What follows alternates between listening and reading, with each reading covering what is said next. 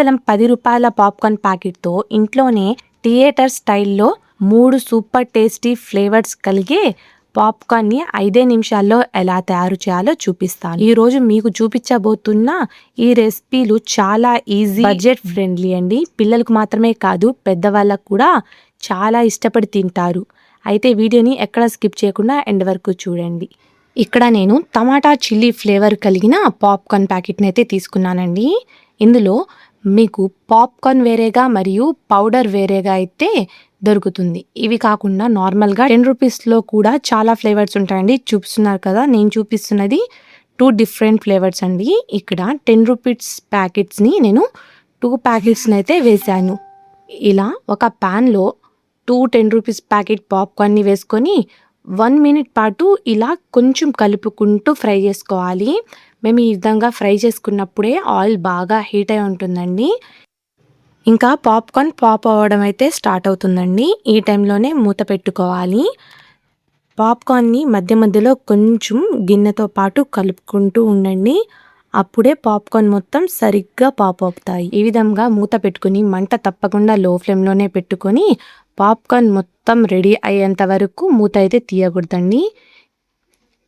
ఇంకా stove off చేసుకోవాలి. Popcorn అయితే చూసారా ఎంత పర్ఫెక్ట్గా వచ్చాయో. నేను కూడా చూడండి, చేత్తో కూడా చూపిస్తున్నాను. ఇవి ఫ్లేవర్లెస్ పాప్కార్న్ అండి. అంటే ఇది మొదటి రకం పాప్కార్న్. నేను దాంతో క్యారమెల్ పాప్కార్న్ ఏ విధంగా చేయాలో చూపిస్తాను. ఇక్కడ పావు కప్పు బెల్లాన్ని వేసుకుంటున్నాను. ఇందులో 1 స్పూన్ నీళ్ళని వేసుకొని ఈ విధంగా మంచిగా కలుపుకుంటూ క్యారమెల్ని అయితే ప్రిపేర్ చేసుకోవాలి. ఒక 10 రూపీస్ పాప్కార్న్ ప్యాకెట్కి పావు కప్పు బెల్లం అయితే సరిగ్గా సరిపోతుందండి. ఈ విధంగా బాగా కలుపుకుంటూ బెల్లం మొత్తం కరిగి ఈ విధంగా నురగ వచ్చే టైంలో పాకాన్ని చెక్ చేసుకోవాలి.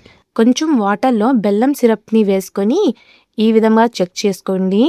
చూసారా, ఈ విధంగా సాఫ్ట్ ముద్దలాగా అవ్వాలండి. ఈ టైంలో ఇంకా స్టవ్ అనేది ఆఫ్ చేసుకొని ముందుగానే రెడీ చేసుకున్న పాప్కార్న్ని వేసుకోవాలి. పాప్కార్న్ మొత్తం క్యారమిల్లో కలిసే విధంగా మంచిగా కలుపుకోవాలి. ఈ విధంగా క్యారమిల్ మొత్తం పాప్కార్న్ని అబ్జర్వ్ చేసుకున్న తర్వాత వేరే ప్లేట్లో వేసుకోవాలి. ఈ విధంగా ప్లేట్లో వేసుకొని చల్లార్చుకోవాలి. పాప్కార్న్ మొత్తాన్ని క్యారమిల్ పాప్కార్న్ లాగా రెడీ చేశానండి. అందుకని మరో ప్యాకెట్ పాప్కార్న్ని కూడా వేసుకొని ఈ విధంగా పాప్కార్న్ని రెడీ చేసుకుంటున్నాను.